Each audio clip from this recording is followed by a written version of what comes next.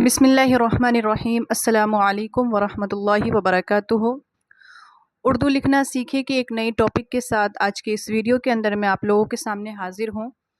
इस वीडियो के अंदर मैं आप लोगों को हिंदी के साथ उर्दू लिखना बताऊँगी। आपको मेरे चैनल पर बहुत सारी वीडियोज़ मिलेगी, उर्दू लिखना सीखे, उर्दू पढ़ना सीखे। अगर आपको उर्दू का अलिफ भी नहीं आता है तो अगर आप मेरे चैनल पर जितनी भी वीडियोज़ है अगर आप उसको शुरू से देखेंगे, मैंने बाज़ाब्ता एक कोर्स बनाया हुआ है पार्ट 1, पार्ट 2 और पार्ट 3 करके। उसके ज़रिए आपको उर्दू का अगर अलिफ भी नहीं आता तो आप अच्छी खासी उर्दू पढ़ सकते हैं। और साथ ही साथ मेरे चैनल पर आपको उर्दू लिखने की भी वीडियोज़ मिल जाएगी, जिसकी मदद से आप ज़बानी भी लिख पाएंगे और अल्फाज को पढ़ भी पाएंगे कि कौन सा अल्फाज क्या है नहीं है। उस सारी चीज़ें आपको जब आप मेरी वीडियोस देखेंगे तो आपको समझ में आएगा। आज का जो मेरा वीडियो है ये भी बहुत ही इंटरेस्टिंग है। इसके अंदर मैं आप लोगों को हिंदी के ज़रिए उर्दू लिखना बताऊंगी।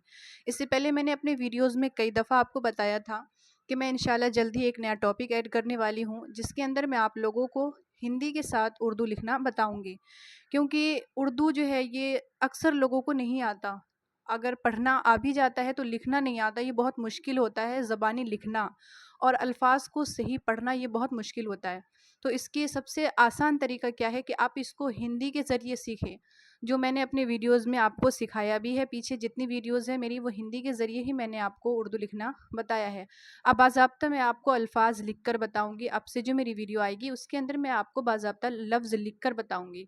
सबसे पहले जो आज का वीडियो है इसके अंदर मैं आपको अलिफ से लेकर या तक जितने भी अल्फाज हैं, जितने भी लफ्ज़ हैं, उनको हिंदी में क्या कहते हैं उसको मैं समझाऊंगी पहले। उसके बाद फिर एक अलग सी वीडियो आएगी जिसके अंदर मैं फिर लफ्ज़ लेकर आपको धीरे धीरे लिखना बताऊंगी। तो मेरे चैनल पर आपको उर्दू लिखना सीखे की जो वीडियोज़ है वो मेरी अभी चल ही रही है। उसमें मैंने जो फर्स्ट वीडियो बनाई थी तो उसके अंदर मैंने आपको सबसे पहले अलिफ से लेकर या तक लिखना बताया था कि अलिफ कैसा होगा, बे कैसा होगा, पे कैसा होगा। देखिए मैंने उर्दू को मजहूल पढ़ाया है, आप मारूफ भी पढ़ सकते हैं, अलिफ बा भी पढ़ सकते हैं और अलिफ बे भी पढ़ सकते हैं। इसमें कोई इशू नहीं है, कोई प्रॉब्लम नहीं है। आप चाहे तो मजहूल पढ़े चाहे तो मारूफ पढ़े। मैंने मारूफ और मजहूल दोनों तरीके से पढ़ाया है। देखिए आप उर्दू को मारूफ भी पढ़ सकते हैं और मजहूल भी पढ़ सकते हैं। मारूफ और मजहूल पढ़ने में कोई दिक्कत नहीं है।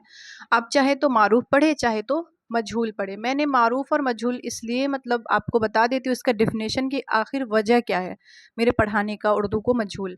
इसकी वजह बस इतनी है ताकि उर्दू और अरबी में जो है फ़र्क किया जा सके, बस इसी वजह से मैंने उर्दू को मजहूल पढ़ाया है।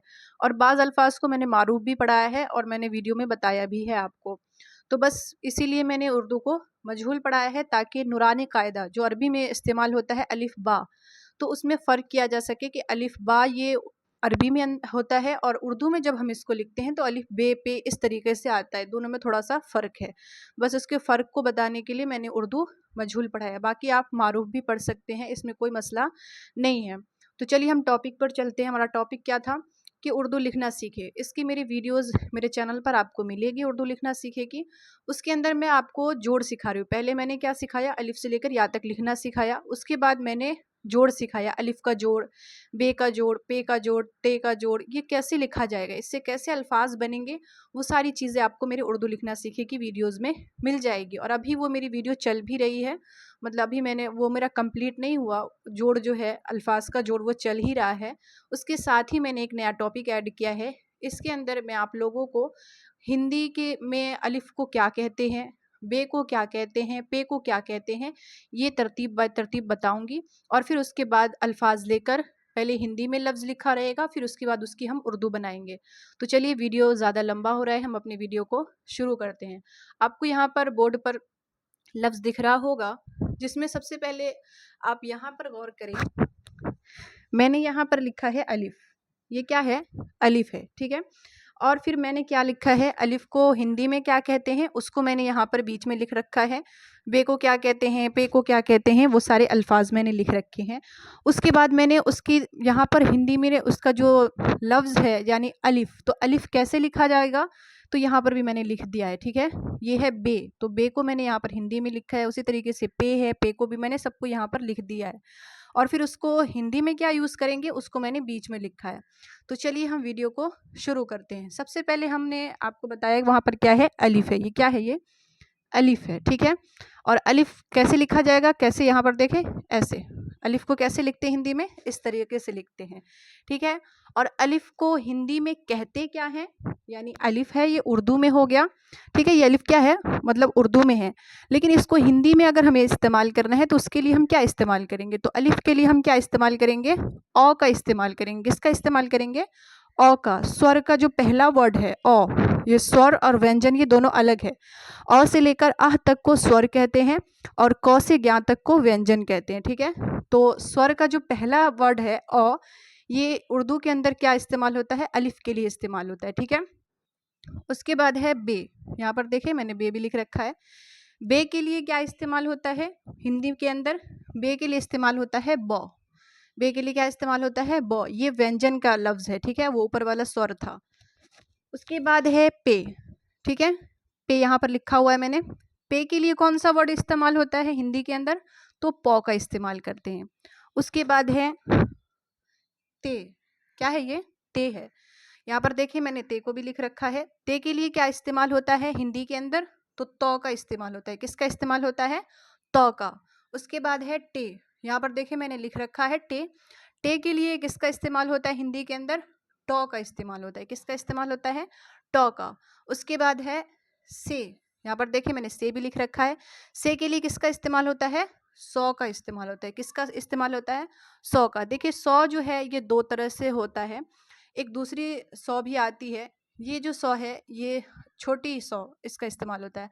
और जो बड़ी होती है इस तरीके से, ये बड़ी शीन के लिए सिर्फ इस्तेमाल होता है। इसका डिटेल मैं आपको आगे बताऊंगी, ठीक है।